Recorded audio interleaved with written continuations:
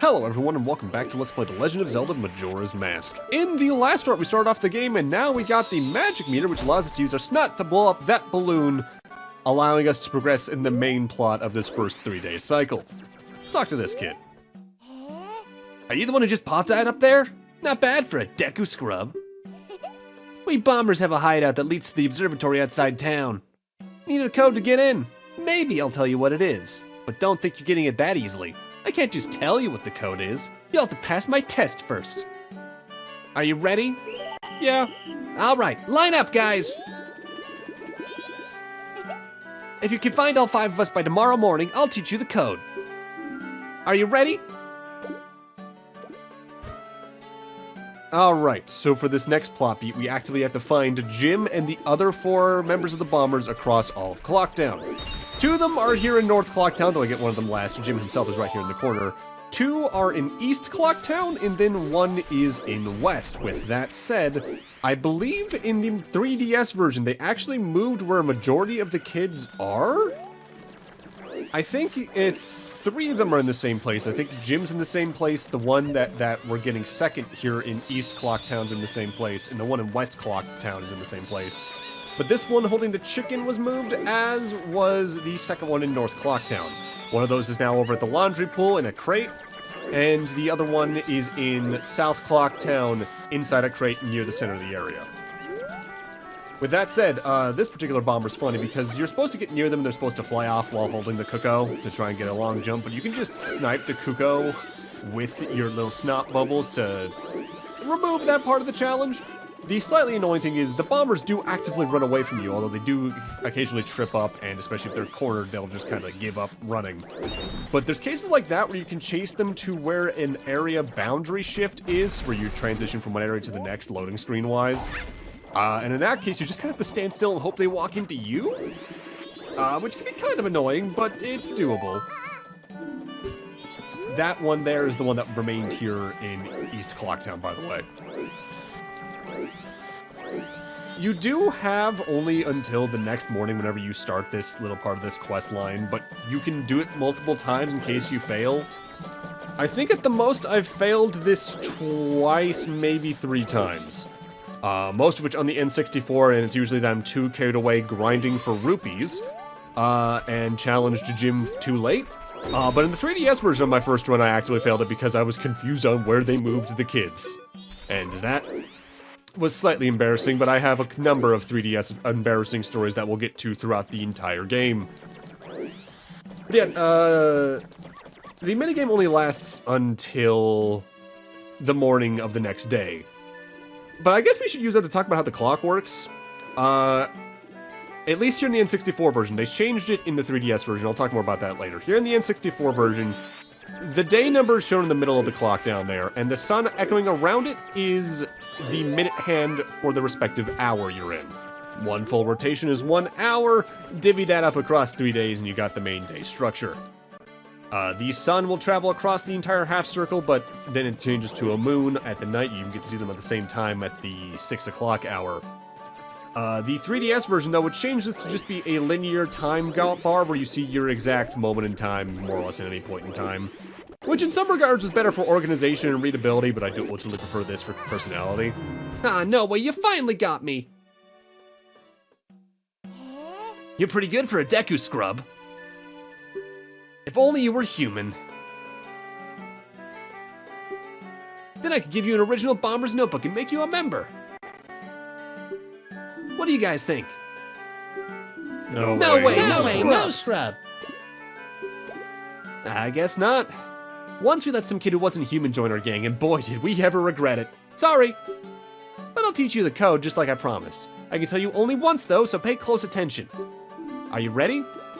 And now you get a randomly generated code that's determined, I think, the moment you start up your save file. This is different every playthrough. The code is 12534.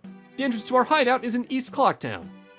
And I am pausing here, not to explain the passcode itself, but to actively write it down because you do need to memorize it for at least the first 1.5 to 2 hours of the game. We'll talk more about that, I think in part 3 or 4, more than anywhere else. But now we can access another part of Clocktown that you couldn't otherwise. You do need to do that for main story, but before we do that, I want to dig into this Deku Flower and fly over here very quickly, because this is one of the few mini games we can actively access on the first 3-day cycle. Welcome to the Deku Scrub Playground. This place can be a nightmare on a first playthrough. How about it? Will the young one play? One game is 10 rupees. Sure. All right then, use this Deku Flower and have fun. If the time it takes you to get all the rupees is faster than the current record, you get an extravagant prize. But if you fall down below just once, it's over. The best time for today's game is 1:15. Get all the rupees faster than that. Okay, burrow into the Deku Flower. The game begins the moment you jump out. So what we gotta do here, as they said, is fly from platform to platform, grabbing all the rupees before either the time gets too high or before falling down. The layout of this place changes every day, and we get a special reward if we win all 3 days. With that said, this can be a rough minigame on a first playthrough, primarily because of the quirks I briefly mentioned last time with Deku Flower movement. You have to remember that every single Deku Flower isn't time-based, it's distance-based. So, you can theoretically wait for a platform to get below you if you need to, as long as you're not moving too far away from the flower you launched out of. That's gonna be more relevant, admittedly, with the second day variation with this minigame, as well as the 3rd day variation. The first one here isn't too bad. Just make sure that whenever you launch out of a flower, you're launching relatively high into that platform's vertical movement so you can take advantage of its height as best you can. But you don't gotta worry a lot about this, and plus, you do admittedly get the money back, I believe, that you spent just playing it, because we're collecting the rupees we gave as tribute. Okay, it's all over. 10104, amazing, it's a new record. Take this. And for beating the first day's record, we get a purple rupee worth 50, which I have immediately wasted. I'll record this time. So what's your name, young one? Link? That's a strange name for a Deku Scrub. If you can, come by again tomorrow. So those 50 rupees were wasted because I already grinded up to 99 in the very first moments of the game. And admittedly, I could have been more efficient with this in the long run. There is a place we can visit to remedy that slight waste of rupees, but we'll talk more about that in a moment. For right now, Clocktown at night is kind of uninteresting. There's a couple of side quests we'll be able to do during parts of this later on in the game, but for right now, not much is open at night. Most places close between, I'd say, 4 to 6 p.m. in the game. One place opens at 10 p.m., but we can't really do much for that right now. But there's this person. Hey there, little guy, won't you deposit some rupees? Nowadays, even if people have money, they don't deposit any. Nothing! So for a limited time, I'll give you a special gift based on how much you deposit. For example, if you deposit 200 rupees, you'll get an item that holds a lot of rupees. So what'll it be? This is just straight up a bank. You can deposit however many rupees you want here, and you'll be able to get them at any point later on in the game. Seriously, that's a lot. So, little guy, what's your name? Link, is it? Got it. I won't forget your deposits. Let me stamp you with my special ink. Hey, relax, it doesn't leave any marks and it's not gonna hurt. There, now I'll know you when I see you. All right, little guy, now I've got a total of 99 rupees from you. Come back and deposit some after you save up a bunch. Saving up a bunch of money there is a very long-term side quest, and we're gonna be doing that throughout the game. I could have deposited 60 there earlier and I would have been no worse for wear, because then I wouldn't have wasted that purple rupee we got from the minigame, but oh well. But now for what we're gonna be doing for a lot of the nights here, if memory serves. These bushes in the back of North Clocktown.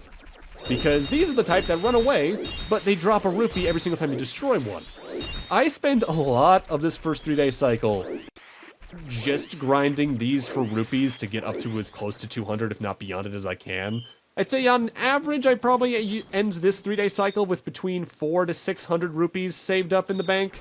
And that's a pretty good jumpstart in the long run, because for the final reward from the bank, you need to save up to 5,000 rupees, which is a lot. Hello there, sir.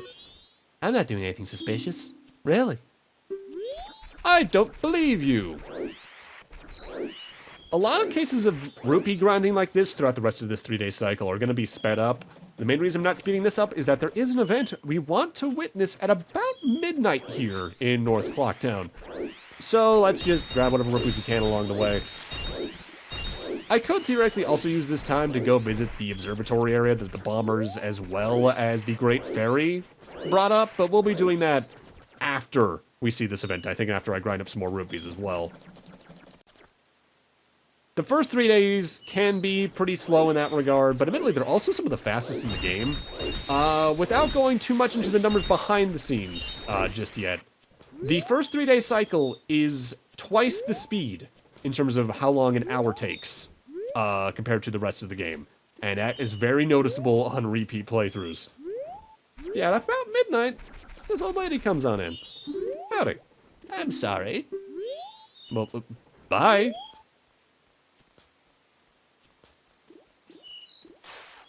Ouch, watch out! Stop, thief, give the old lady her luggage back! And try as you might, you actively cannot do anything to help this lady. Because Deku Link cannot attack this man in any form worth a damn. Gem, not now, there are more pressing circumstances.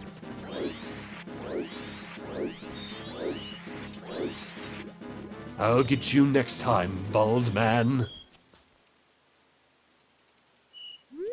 Oh my, and I thought we would finally be able to stock bomb bags in our store. What a shame. In that case, something that sticks out to me on several repeat runs, if you're going back to the bomb store, why were you going towards East Clocktown? That thing is in West Clocktown. You should have just gone straight. But yeah, now I'm going to be employing speed up for any rupee grinding I do in this 3-day cycle because, frankly, it's just me using up the time I got and trying to get up as many rupees as I can. There might be faster ways of doing it at this 3-day cycle, but we got the time, might as well use it kind of deal, you know what I mean? With that said, there is a way to speed this 3-day cycle up even further if you just want to get the main stuff done and then move on to the main part of the game, but we'll talk more about that after we take a look at how the moon's doing up there. Yeah, still terrifying.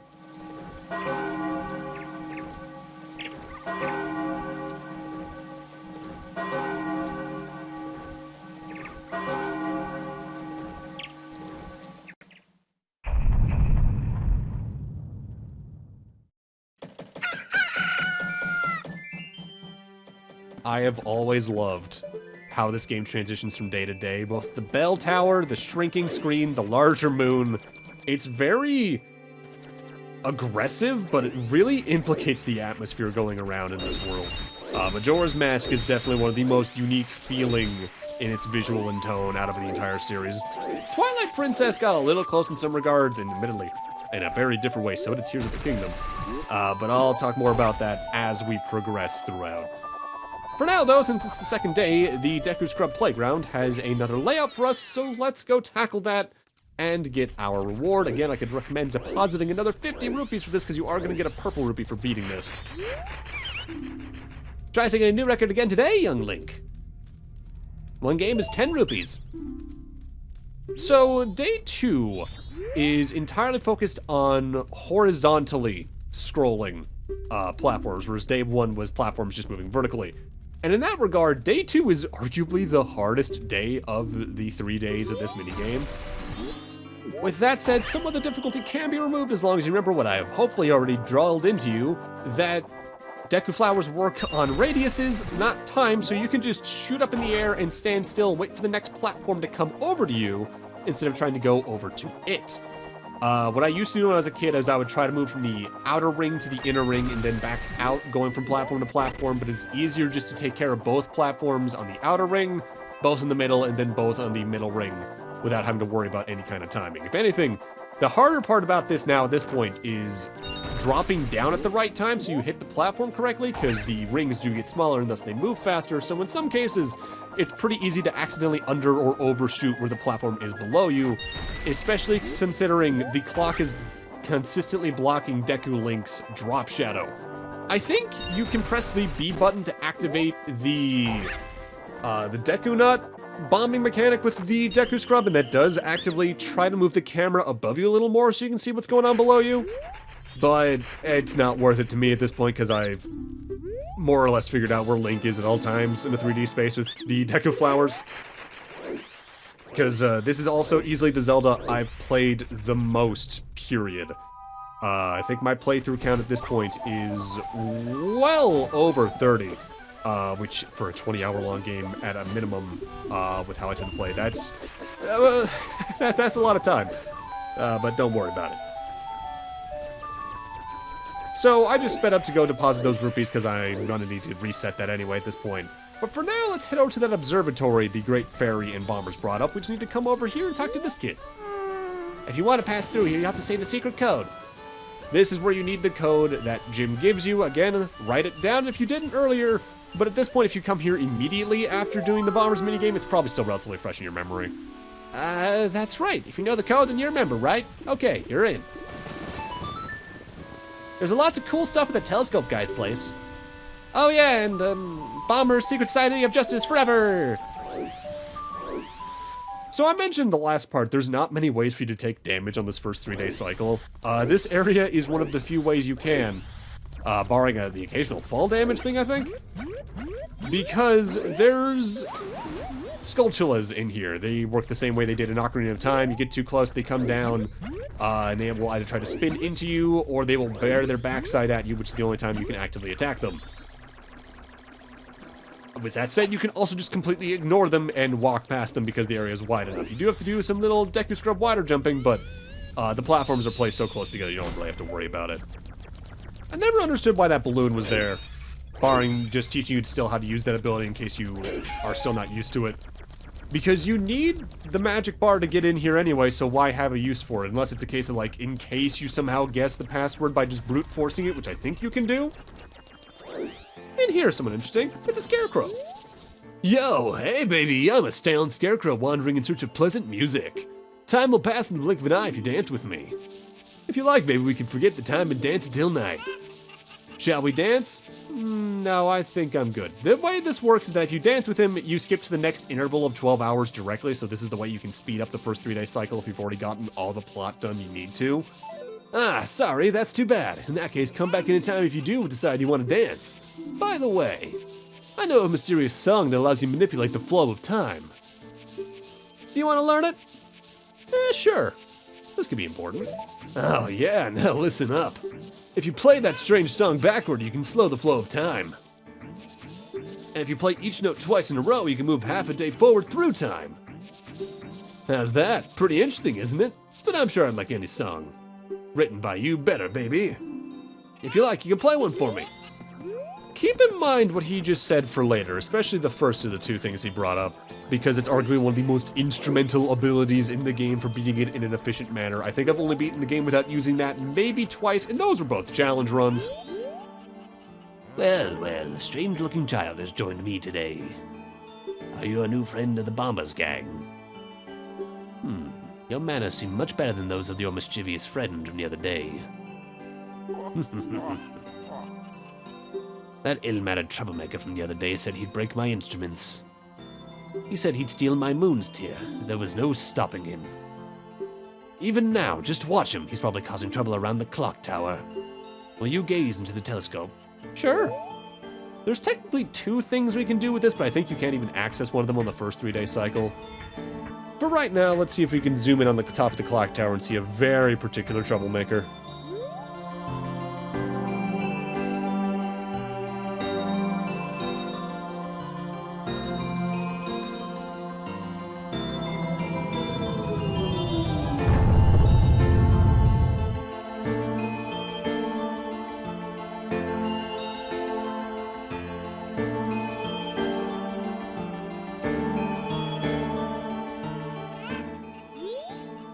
Well, did you find that troublemaker? That loud noise? What was that? Perhaps another moon's tears falling nearby. Go through that door and take a look outside. But I wonder how that troublemaker got on top of the clock tower. The only way up there is through the clock door, and that opens only on the eve of the carnival. This about a moon sphere, by the way? That is one of the lunar rocks that has been blazing from the surface of the moon lately. They fall from what looks to be the moon's eye, so I call them moon's tears. They are rare stones valued by many in town. Yeah, if I can get one of those for myself, that is certainly going to be useful somehow, right? By the way, I love the Astral Observatory theme. It's the only place in the game that song plays, but it's so peaceful. We got the Moon's Tear. Its sparkling beauty radiates rather strangely. We need that in order to progress in this first 3-day cycle's plot, so make sure you grab that, otherwise you're gonna get a game over. And I might as well cut back to East Clocktown because there's nothing we need to do back in that little sewer area. And even though I do grab some rupees really quick here, it's only because I'm passing through. We might as well progress the final node of plot we can actively do before we have to finish this first 3-day cycle. And in order to do that, we need to head back to, I've called it Central Clocktown, I think, already several times. It's technically South Clocktown. I mainly call it Central just because it's literally in the middle of all the other 4. I want to investigate this particular Deku flower over here. Wait, hang on!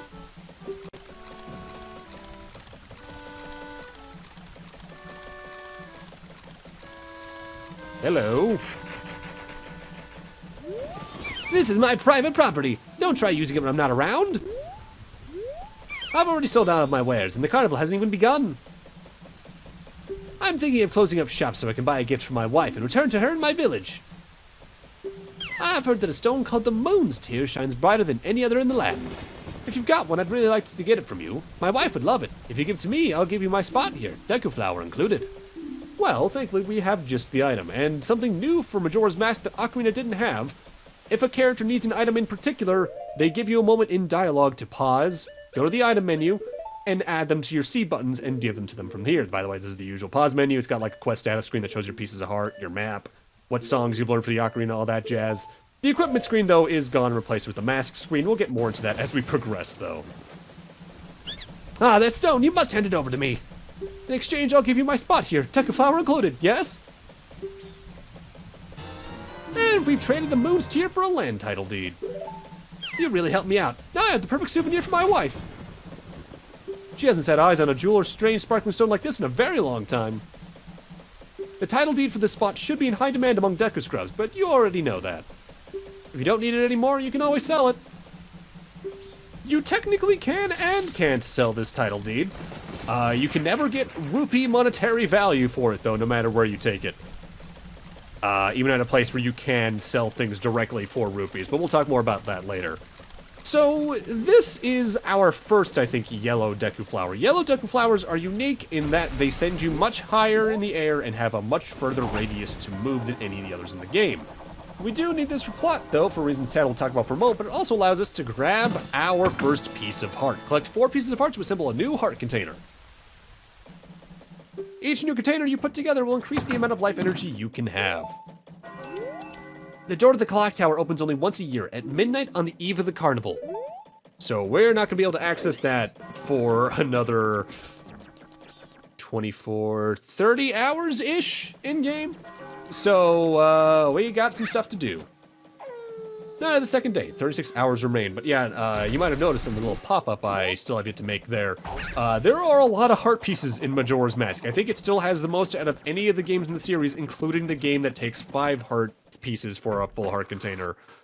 It's going to be a majority of the game's side content, I will not lie, but it's worth doing for several reasons as we go through. For now, I've come here to the Stockpot Inn. This is a hotel we'll be interacting more with down the line in the LP. But I'm actually here early because something happens here on midnight, at midnight on all 3 days, that we can use the land title deed with. So for right now, it's time to use our time by doing more rupee grinding, because this is the most we could do with our time until midnight. But I do want to take this time to actually remedy something I said last part. I said there's only like 2 N64 games that require the expansion pack, this and Donkey Kong 64. I am wrong. They're the 2 that need it the most, but technically Dinosaur Planet, that canceled Rare game that became Star Fox Adventures, would have required it. As well as Perfect Dark, San Francisco Rush 2049, and StarCraft 64 require it for a lot of modes of play.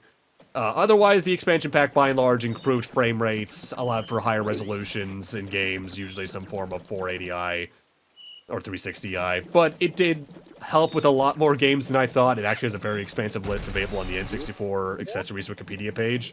Appropriately enough, about 60 to 64 titles took advantage of the expansion pack in some form, and for a console that had just shy of 400 titles on it, that's a pretty substantial amount of the library. I mean, hey, doubling the RAM in some form is always going to be useful if someone can take advantage of it. And I think some games may have required it more in other territories than others. Paper, please! If you come here after midnight at any of the 3 days, this hand is in the toilet for some reason, and now we have a piece of paper to give it thanks to the title deed. Yeah! Oh, you saved me. This fell down here. I'll give it to you. So who in the hell literally shat out a piece of their heart? I mean, I've been there. That's me after Taco Bell, but damn. And with that, we've already done most of what we can actively take advantage of on the first 3-day cycle. The only things left to do are rupee grinding, the actual plot stuff, as well as the 3rd day of the Deku Scrub Playground. There really isn't a lot you can do as Deku Scrub Link on this first set of days. There is technically one more thing you can do, but you just don't get a worthwhile reward for it, and that's the treasure chest shop. But we'll talk more about that down the line. For now, though, because of the amount of rupees I have and how many I've already deposited, we're going to hit that 200 threshold this particular teller was talking about, so let's see what we get for that. Just deposit 97. Seriously, that's a lot. Alright, little guy, I've now got a total 295 rupees from you. What's this? You've already saved up 200 rupees? Well, little guy, here's your special gift. Take it. We get the adult wallet. This is for adults, so it holds a lot of rupees. You can now carry up to 200 of them. See, doesn't it hold more than your old one? Fill it up and bring it all into deposit. I don't remember if you actively ever need the adult wallet in the game. You're probably going to get it just by playing naturally, I won't lie to you though. But it is important to do all the same because there's some items you can only buy if you have the adult wallet, and up because of things costing upwards of 100 rupees or more. And you might as well do it on this first 3-day cycle because, well, you got nothing better to do at the time for the most part. Dawn of the final day, 24 hours remain. And something I want to highlight as early as I can because it's one of my favorite parts about the game's soundtrack. Clocktown gets a distinct variation of its theme song for each of the 3 days that gets more and more ominous as you go through. And I love all 3 songs so much. It's such a good mood setter. Most remixes tend to also use all 3 songs as one song and then just make them into individual movements, and I love that so much. It's so good. Good luck, young Link. Now you can try for 3 straight days of new records. Time for the 3rd day of the Deku Scrub Playground, which combines the mechanics of the first 2 days, and that there's going to be some platforms that move around in a circle like the 2nd day. But there's still going to be some that move up and down like the first day, and you just gotta kind of weave between them as best you can. I've always been kind of split on the Deku Scrub Playground though, because in some regards this is a very good way to practice the Deku Flower mechanics, since they're going to be used throughout more or less the rest of the game in some form, so having them mastered is a good idea. But at the same time, I think barring maybe one room in the last of the main dungeons, this is the part of the game that presses your skill with the Deku Flowers the most. So if you can do this, no other challenges with the Deku Flowers in the game should really give you any trouble. And from memory, barring people going for 100%, there really weren't any areas changed up with the Deku Flower in the 3DS version that made this practice really useful in the long run. So, because the 3DS version did change up some level design here and there. We'll talk more about that again as we go, because while I have definitely played 3DS a lot less than I have in 64, there is a long list of pros and cons between the 2 versions that are partially purist-based, are partially not. At the end of the day, will say I do prefer N64, but it's also because this is a game that just I cannot control as well without an N64 controller for some reason. Okay, it's all over. 104.42, amazing, a new record, and for 3 days straight! Wow, we've been had. Well, you're obviously a pro, and pros can't play here. Take this and don't come back. For beating all 3 days, you get the 3rd piece of heart. Collected 3 pieces so far, collect 1 more to extend your life energy. Such a youthful face, but we really were dealing with a fierce competitor. And now they'll actively hide from you if you try to come back in here and you cannot play it again. Ultimately, not a bad way to get some money on a 3-day cycle because you get 100 rupees from it total. I think if you do it again on another 3-day cycle, you get 150 from it total. I think, I might be wrong on that. So it could be worth doing, but there's just better methods for rupee grinding early game and late game. Especially these bushes, which I really do use throughout a lot of the game until I get better methods down the line. For now, though, since we're on the third day, we can go visit a very particular shop and talk to someone just to kind of conclude a little bit of a plot line from this first 3-day cycle. We want to head to the bomb shop here in West Clocktown. It is the first door on the west wall right here. Because this is where the old lady is, and we can actively talk to her, so let's see what she's going through right now. As soon as I find out where the place to talk to her is. Where are you? There you are. Ah, well, that's a small customer. Be careful during the fireworks. You can use bombs once you become an adult. You can't use any of them, but feel free to look around. This is where you can buy bombs in the game. You can even buy a bomb bag itself for 50. And I think you might be able to do that this first 3-day cycle, but I'm also probably very wrong about that. Ultimately, it's just going to be worth it to ignore that for right now, honestly. Because there's going to be a way to get a bigger bomb bag relatively soon. But with that, I'm going to need to end this off here. Thank you guys for watching, and in part 3, we're wrapping up this first 3-day cycle and seeing what awaits us at the top of the clock tower. See you guys then.